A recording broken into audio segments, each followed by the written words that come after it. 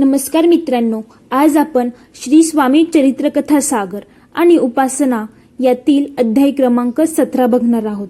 तर मित्रांनो, मागील अध्यायात मुंबई शहरात स्वामी सुतांनी मठ स्थापन केला या विषयीची कथा सांगितलेली आहे। संसाराचा त्याग करून स्वामी सुत हरिभाऊ त्या मठात गोसावी होऊन राहू लागले। भवसागराची व संसाराची चिंता राहिलेली नसल्यामुळे ते आनंदी असत। स्वामी नामामृताचे सेवन करणे, स्वामी भजनात रमणाम होणे, स्वामी चरित्राव कीर्तन करणे या व्यतिरिक्त दुसरा कुठलाही उद्योग राहिला नाही। त्यांचे संसार सोडून गोसावी बनणे ही कृतीच कित्येकांना हास्यास्पद वाटली, पण स्वामी सुतांनी जननिंदेचे दुःख बाळगले नाही। अंगामध्ये विरक्ती पूर्णपणे बांधली असल्यामुळे विषयासक्ती नव्हतीच। स्वामी सुतांच्या आईच्या कानावर जेव्हा हे वृत्त गेले तेव्हा तिला अतिशय दुःख झाले। मोहाच्या भोक्यात जे फसले आहेत, जे मायेच्या पसाऱ्याचा वश झाले आहेत, अशा प्रपंचा वेगळे गोड काहीच वाटत नाही। म्हणून पुत्रप्रेमामुळे स्वामी सुतांची आई काकूबाई मुंबईत दाखल झाली। ती शोक करतच आपला पुत्र गोसावी झाल्याचे पाहून तिला अनावर दुःख झाले आणि ऊर बदडून घेत धरणीवर अंग टाकून तिने आक्रोश केला। आईचा शोक पाहून स्वामी सुतांचे अंतःकरण व्यथित झाले, तरी मोठ्या प्रमाणे त्यांनी तिला सावरले आणि तिचे सांत्वन करत तिला म्हटले, तुझ्या पोटी जन्मास आलो आणि सद्गुरु कृपेस प्राप्त होऊन जन्ममरणाच्या चक्रातून सुटका होऊन मी मुक्त झालो। मला जन्म देऊन तू त्रिभुवनात वंदनीय झालीस, धन्य धन्य झालीस। अशा प्रकारे मधुर शब्दात समजवीत परमार्थाच्या गोष्टी सांगत मातेच्या समाधान करण्याचा प्रयत्न करू लागले, परंतु त्यांच्या मातेला या असल्या गोष्टी पटेना। एकतर याची बुद्धी तरी भ्रष्ट झाली असावी किंवा याला पिशाच्य बाधा झाली असावी असे तिला वाटू लागले। यासाठी कोणीतरी पंचाक्षरी आणून यावर उपाय केला पाहिजे असे तिच्या मनाने वाटले। त्यावेळी यशवंतराव भोसेकर नावाचे एक सत्पुरुष लोकांमध्ये देव मामलेदार या नावाने प्रसिद्ध होते। त्यामुळे त्यांची भेट घेऊन हरिभाऊंच्या वागण्यावर काही तोडगा निघतो का हे पाहावे असे तिला वाटले। त्यांची कृपादृष्टी झाली तर संकटाचे निवारण होऊन हरिभाऊस आरोग्य प्राप्ती होईल असा विचार करून त्यांच्या आईने देव मामलेदारांची भेट घेऊन सर्व वृत्तांत निवेदन केला आणि अत्यंत व्याकुळ अंतःकरणाने अश्रू भरल्या डोळ्यांनी कृपा करून आपण यावर काहीतरी उपाय सांगावा अशी विनंती केली। काकूबाईचे बोलणे ऐकून अत्यंत शांतपणे देव मामलेदारांनी म्हटले, अहो, यास फार मोठे पिशाच्य लागलेले असून ते माझ्याच्याने दूर होणार नाही असे उत्तर दिले। तेव्हा दुःख झालेल्या मातेने आता ज्याने वेड लावले आहे त्याचीच पावले धरावीत आणि याच उपायाने आपले कार्य सिद्धीस जाईल असा विचार करून अक्कलकोटस प्रस्थान केले। इकडे मुंबईमध्ये स्वामी सुतांच्या उपदेशाने कित्येक हिंदू व पारसी जमातीचे लोक स्वामी भक्त झाले। मुंबईतील मठाची जागा प्रशस्त नसल्यामुळे एका भक्ताने मठासाठी कांदेवाडीतील मोठी जागा देऊन केली। जे जे निस्सिंब स्वामी भक्त होते ते स्वामी भजनात लीन होऊन अत्यानंदाने नाचत। तेव्हा कुटील मनोवृत्तीच्या लोकांना तो ढोंगीपणा वाटे, परंतु निंदा आणि स्तुती या दोन्ही गोष्टी ज्यांना समान वाटत होत्या त्यांनी इतर सर्व विषय सोडून केवळ एकनीय अद्वितीय अशा श्रीचरणांवर आसक्ती धरली होती। ते स्वामी भक्त स्वामी सूत मात्र सर्व काही सहन करतील, दुशांचे प्रहरण झेलीत शांतपणे सेवा व करीत असते। जे अहंकार रूपी देहात बुडाले त्यांचे सत्य मार्गाने आचरण चुकले, जे भवजलात मोह पावून स्वतःचे कार्यच विसरले, असे अज्ञानी लोक दूषणे देण्याव्यतिरिक्त काय करू शकतात असा विचार करून निश्चल राहत। त्यामुळे त्यांच्या अंतःकरणात कधी दुःखाचा लवलेशही नसे। पत्नी ताराबाई त्यांना अतिशय त्रास देत असे, पण त्याचेही त्यांना काही वाटत नसे। शके 1893 फाल्गुन कृष्ण त्रयोदशीला त्यांनी मुंबई शहरात प्रथमच स्वामी जयंती साजरी केली होती। एकदा नगराचे नाना जोशी मुंबईस आले असता त्यांच्या कानावर स्वामी सुतांचा वृत्तांत गेला। तेव्हा त्यांना एकदा स्वामी सुतांना पाहण्याची इच्छा झाली। एके दिवशी ते केवळ वेळ काढून जेव्हा मठात आले तेव्हा एकदम नाना जोशी नगरात, ते तुम्हीच का असे स्वामी सुतांनी विचारले। नानांस मोठे आश्चर्य वाटले। स्वामी सुतांना पाहून त्यांना अतिशय आनंद झाला आणि अत्यंत प्रेमाने आणि आपुलकीने मुखाने स्तुतिगान करत नाना जोशींनी त्यांच्या चरणांवर वाकून नमस्कार केला. स्वामी सुतांनीही त्यांच्या समभक्तीस लावले. समर्थांच्या भजनी रंगून जात नाना जोशी धन्य झाले. अशा कित्येक सज्जनांना शिष्य करून स्वामी सुतांनी समर्थ भक्तीचे महात्म्य वाढवले. पुढे याच जोशीबुवांनी स्वामींची पत्रिका तयार केली आणि अक्कलकोट जाऊन त्यांनी ती समर्थ चरणी अर्पण केली. त्यामुळे श्री स्वामी समर्थांना अतिशय आनंद झाला आणि त्या क्षणी नगारा वाजवण्याची त्यांनी नाना जोशींना आज्ञा केली. नाना जोशी नगारा वाजवू लागताच समर्थांना हसू आले. स्वतःचा निस्सीम भक्त आलेला पाहून स्वामींना परमानंद झाला असल्याची ती खूण होती. स्वामीसूत अक्कलकोट आले म्हणजे श्रींच्या सानिध्यात भजन करीत, कीर्तनात लोकलज्जा सोडून आनंदाने बेभान होऊन नाचत. लोकापदांचे ज्याला भय वाटे तो काय भक्ती करणार? ज्याच्या चित्तामध्ये इष्टदेवतेविषयी प्रेमानंद नाही त्याचे मन भजनात कसे काय रमेल? लोकांच्या निंदेत किंवा स्तुतीत जो खेद किंवा हर्ष मानतो त्याची चित्तवृत्ता दुर्धा होते. परंतु ज्यांनी या सर्व गोष्टींना तिलांजली दिली आहे तोच केवळ एकमात्र भजन सुखाचा भक्त प्रेमाचा आनंद लुटू शकतो. शके 1793 मध्ये स्वामी सुतांनी प्रथमच अक्कलकोट नगरात स्वामी जयंती अत्यंत आदराने साजरी केली. छेली खेडेगावात श्री महाराज जेव्हा प्रकट झाले तेव्हा विजयसिंग नावाच्या त्यांच्या भक्तासोबत ते गोट्या खेळत असत. ते स्वामी सुतांचे मत होते, परंतु त्यास निश्चित असा आधार नाही याबाबत श्री समर्थच जाणवेत. आपल्यासारखे अज्ञानी लोक तेथे काय बोलणार? असो, दिवसेंदिवस स्वामी भक्तांची पताका उंच उंच उडत गेली. लोकांना उपदेश करून मार्गी लावून स्वामी सुतांनी समर्थांच्या कीर्तिध्वज उभारला.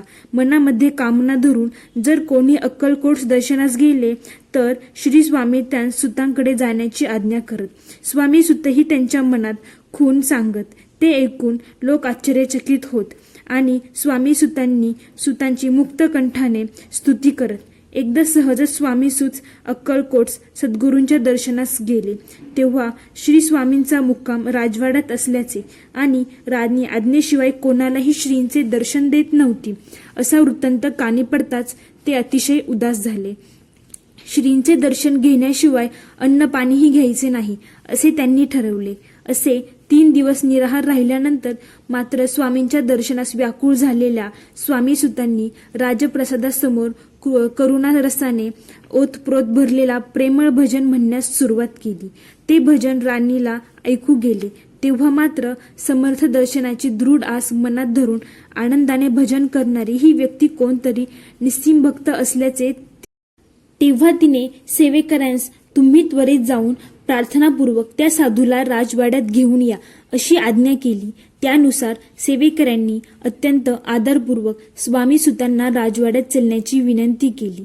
तेथे गेलेल्या समर्थांना पाहूनच सुतांना अतिशय आनंद झाला आणि अत्यंत प्रेमाने धावत जाऊनच त्यांनी श्रीचरणाला दृढ मिठी मारली. सद्गतीत अंतःकरणाने त्या पावन चरणांवर अश्रूंनी अभिषेक घालीत असता ते देहभान विसरून स्वामीपदीच सुखावले. मातेपासून ताटातूट झालेले बाळ अनेक दिवसांनी मातेस भेटते जसा हर्ष होईल अगदी तसा श्रींच्या डोळे भरून आले.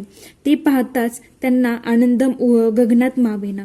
स्वतःच्या सुताला पाहून समर्थांनाही अतिशय आनंद झाला आणि अत्यंतिक वात्सल्याने त्यांचा मुखावरून त्यांनी हात फिरवला आणि स्वहस्ते सुतांना उठवले. अक्कलकोट त्यावेळी अनेक सेवेकरी असले तरी समर्थांचे प्रेम स्वामी सुतांवरच होते. स्वामी सुतांचा तो उत्कर्ष पाहून दूषित मनाचे सेवेकरी त्यांना द्वेष करीत. काहीतरी कपट करून समर्थांचे मन फिरवून स्वामी सुतांचे त्यांच्यावरचे प्रेम कमी कसे होईल ते पाहत अक्कलकोट स्वामीसूत समर्थांपुढे भजन करत असता पायात खडावा घालून प्रेमरंगात तल्लीन होऊन नाचत असत. एकदा श्री स्वामी समर्थ आनंदात बसले असता पायी खडावा घालून त्यांच्या सन्मुख भजन करीत असलेले सेवेकरी होते. तीच वेळ साधून समर्थांच्या सेवेकऱ्यांपैकी दुर्जन मंडळींनी समर्थांना आपण बसले असता आपले अपमान करण्यासाठीच हा पायात खडावा घालून नाचतो, तुमचा सूत जरी असला तरी त्याचे वागणे केव्हाही अयोग्यच असे सांगत त्यांच्या दृष्टीने परके आणि निजजूत सूत समान होते. जे स्वतः अलिप्त होते त्यांच्या दृष्टीने हा श्रेष्ठ आणि हा कनिष्ठ हा भेद नसल्यामुळे श्रींनी सुतांना तात्काळ आधी पायातील खडावा काढावा आणि मगच भजन करा अशी आज्ञा केली. तोच उपस्थितांपैकी कित्येक जण जागेवरून उठले आणि स्वामीसुतांच्या पायातील खडावा काढून घेतला. समर्थांच्या समोर दुःख झाले. अपमानाची तीक्ष्ण कट्यावर काळजात खुपसली. अपमानासारखी मरणाहून दुःखद घटना प्रत्यक्ष श्रींच्या सन्मुख घडली. हा घाव स्वाभिमानी सुतांना असह्य होता. त्यांचे तोंड उतरले, बडी खोड मोडली असे वैऱ्यांना मात्र आनंद झाला. त्यानंतर मात्र त्वरेने अक्कलकोट सोडून सुतांनी मुंबईचा मार्ग धरला. अपमानाने दुखावलेल्या व्यथित झालेल्या स्वामीसुतांनी त्यावर पुन्हा कधीही अक्कलकोट पाऊल ठेवले नाही. स्वाभिमानाने माणसाचे अंतःकरण अपमानाने दुखावल्यानंतर ते त्यास जन्मभर त्रास देते. मुंबईस परतल्यानंतरही अहोरात्र तेच शैल्य त्यांना त्रास देऊ लागले. क्षणभरही चैन पडेना. त्यामुळे व्हायचा तोच परिणाम झाला. स्वामीसुतांची प्रकृती दिवसेंदिवस खालावत गेली आणि अखेरीस ते खूप आजारी पडले. अक्कलकोट समर्थांना हे वृत्त समजले. स्वामीसुतांची आई काकूबाई ही त्यावेळी अक्कलकोटस होती. मुलाच्या आजारपणाचे वृत्त त्या माऊलीच्या कानावर पडताच आपण कृपा करून सुतांस अक्कलकोटस आणून कृपादृष्टीने त्यांस आरोग्य प्रदान करावे अशी समर्थांना कळकळीची विनंती केली. समर्थांनीही त्यावेळेस सुतांना मजपाशी घेऊन या असा निरोप देऊन समर्थांना मुंबईस पाठवले. परंतु ते आले नाही. त्यांच्या बाबतीत तेच घडले. तेव्हा मात्र कोणीतरी जाऊन त्यात पेटीत घालून या अशी समर्थांनी आज्ञा केली. पण तरीही स्वामीसूत अक्कलकोटस गेले नाहीत. ते पाहून सरतेशेवटी समर्थांनी तोफ भरून तयारच ठेवली आहे. आता जर आला नाहीस तर उडवूनच देतो असा संदेश देऊन पाठवला. याचा अर्थ स्पष्ट होता की सुतांना तो समजला जरी होता तरी त्यांनी जीवाची पर्वा केली नाही आणि अखेरपर्यंत अक्कलकोटस गेले नाही. सरतेशेवटी आजारपणाने गंभीर रूप धारण केले आणि श्रावणशुद्ध प्रतिपदेत समर्थांचा हा लाडका सूत कैलासवासी झाला. सर्व लोक हळहळाने त्यावेळी मुंबईस आले. ज्यांचे ते शिष्य होते त्यांना अपमरीत दुःख झाले. सर्व प्रियजन शोकसागरात बुडाले. त्यावेळी अक्कलकोट समर्थ ही विचित्र लीला करत होते. स्नान करून बसले तरी गंध लावून घेईनात. जेवायस चला म्हटले तरी उठेना. कोणाशीही चकार शब्द न बोलता धरणीवर अंग झोकून देत क्षणोक्षणी रडू लागले. कोणाही समर्थाच्या अशा विलिक्ष वागणुकीचा उलगडा होईना. तेवढ्यात मुंबईहून स्वामीसूत गेल्याची तारा आली. तो समाचार प्राप्त होताच कित्येक जण हळहळला. अक्कलकोट नगरावर त्या दिवशी शोकाकुल पसरला. काकूबाईंना चैन पडेना. ती क्षणोक्षणी समर्थांकडे त्याविषयी चौकशी करू लागली. पण तिला कोणीही उत्तर दिले नाही. तेव्हा मात्र काकूबाईंनी तात्काळ मुंबई गाठली. तेथे स्वतःचा पुत्र गेल्याची दुःखद वार्ता समजताच त्या मातेने जो एकांत केला तो काय सांगावा. त्यानंतर अल्पावधीतच काकूबाई अक्कलकोटस परतली आणि समर्थांना सूत तुमचा भक्त असताना त्यास अकाली मरण का प्राप्त झाले? मग जे लोक तुमच्या चरणांचे स्मरण करतात त्यांचे तारण कसे होईल असा प्रश्न विचारला. तेव्हा समर्थांनी त्यावर उत्तर दिले, त्याने आमच्या आज्ञेचे पालन केले नाही. तीच संधी साधून काळाने त्यास बळजबरीने ओढून नेले असे सांगून पुत्रशोकाने दुःखी झालेल्या त्या मातेचे परोपरी सांत्वन करण्याचा प्रयत्न केला. नरजन्मास येऊन सुतांनी एकनिष्ठ स्वामी भक्ती करून जन्माचे सार्थक करून घेतले. परमपदास प्राप्त झाले. भक्तांकडे श्रेष्ठ कनिष्ठ उच्च नीच असा भेदभाव नाही. ज्याची जशी भक्ती असेल तशी त्यास फलप्राप्ती होते. दुस्तर असा भवसागर स्वामीसूत तरुण गेले. सर्व दूर त्यांची ख्याती झाली आणि कीर्ती अमर राहिली. एके दिवशी स्वामीसूतांच्या गादीवर उत्तराधिकारी म्हणून समर्थ कोणास नेमणार आहेत असा प्रश्न सेवेकऱ्यांनी समर्थांना विचारला. त्याविषयीची अत्यंत रसाळ कथा ही पुढील अध्यायात वर्णन केलेली आहे. तर मित्रांनो, आपणही एकाग्र चित्तेने ती ऐकावी. श्री स्वामी चरित्र सारामृत ग्रंथ म्हणजे स्वामी लीलांचे विलक्षण प्रकरण आहे. प्रेमळ भक्तांनी अत्यंत आदराने आणि आनंदाने याचे सेवन करावे. तर मित्रांनो, अशा प्रकारे हा 17वा अध्याय येथे समाप्त होतो. तुम्हाला हा अध्याय आवडला असेल तर चॅनेलला नक्की सबस्क्राईब करा आणि लाईक, शेअर, कमेंट करायला अजिबात विसरू नका. धन्यवाद मित्रांनो. बोला श्री स्वामी समर्थ.